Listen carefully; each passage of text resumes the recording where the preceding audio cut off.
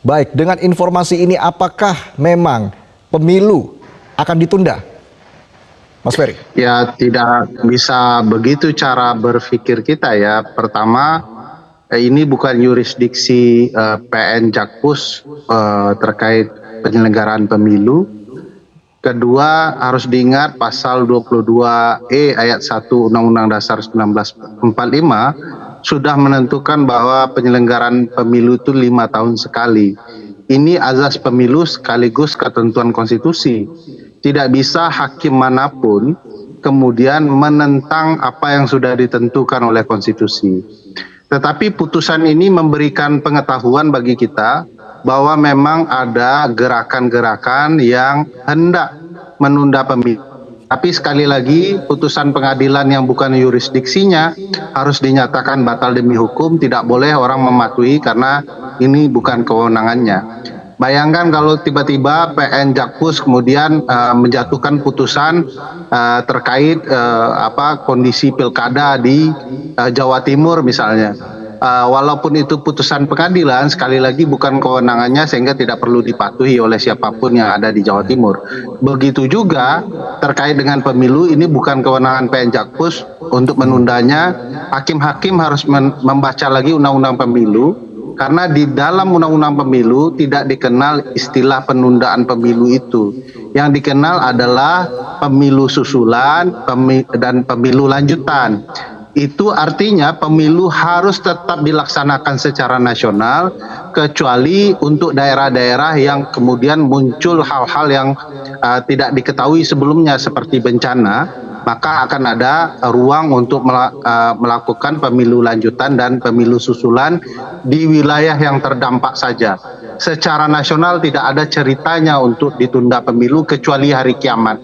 Dalam undang-undang pemilu, bahkan juga tidak di undang-undang kekuasaan kehakiman dan undang-undang Mahkamah Agung gitu ya.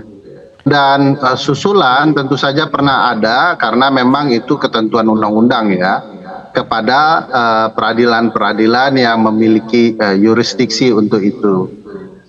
Misalnya Mahkamah Konstitusi berwenang kemudian memerintahkan dilakukannya pemilu susulan atau lanjutan, tetapi sependek ingatan saya yang perlu dicek ya, tidak pernah ada pengadilan yang nekat menunda pemilu yang penyelenggarannya bersifat nasional. Karena ini kan perkara 757 ini perkara perbuatan melawan hukum perdata begitu ya, yang kemudian saya lihat konsekuensinya kan harus berimbas kepada orang yang mengalami kerugian perdata hak-haknya.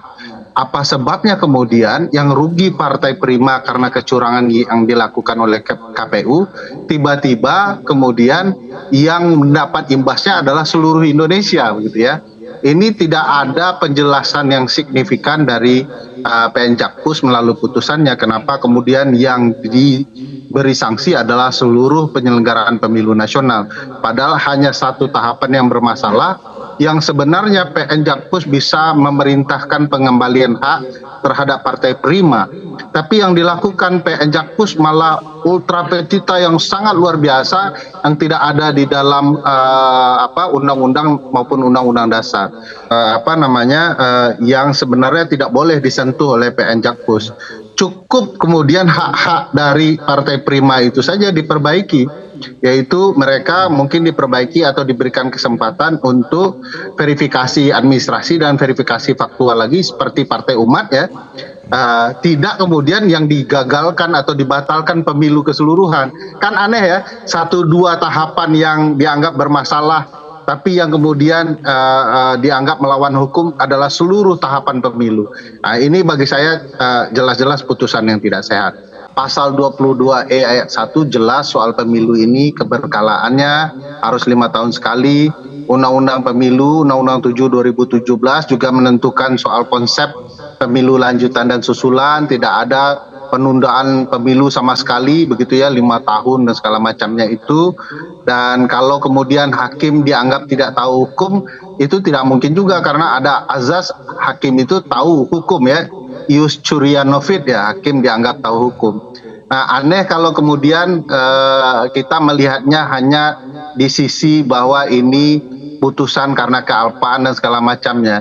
harus dilihat bahwa memang ada isu upaya-upaya yang hendak menunda pemilu yang bukan tidak mungkin tersusupi di pengadilan Jakarta Pusat. Bagi saya ini harus dianggap tidak ada ya, dianggap ini bukan yurisdiksi dan bukan kewenangannya, oleh karena itu tidak boleh dipatuhi.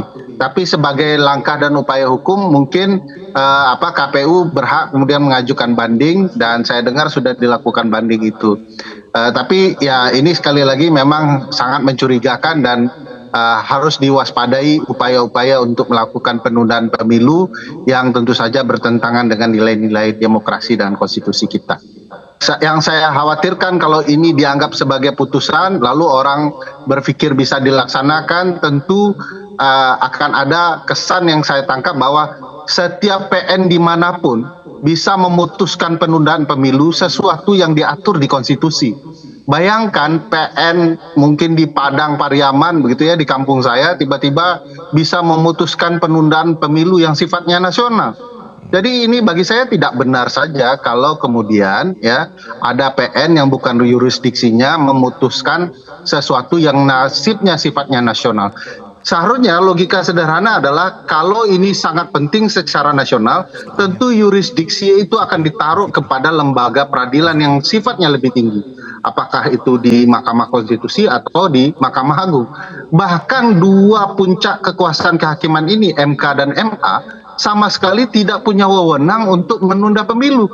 Apa sebabnya tiba-tiba PN Jakpus ya, yang berada jauh di bawah kekuasaan kehakiman tiba-tiba bisa menentukan nasib ya ruang-ruang konstitusional demokrasi kita yang sifatnya nasional. Ini bagi saya terang benderang janggal dan aneh.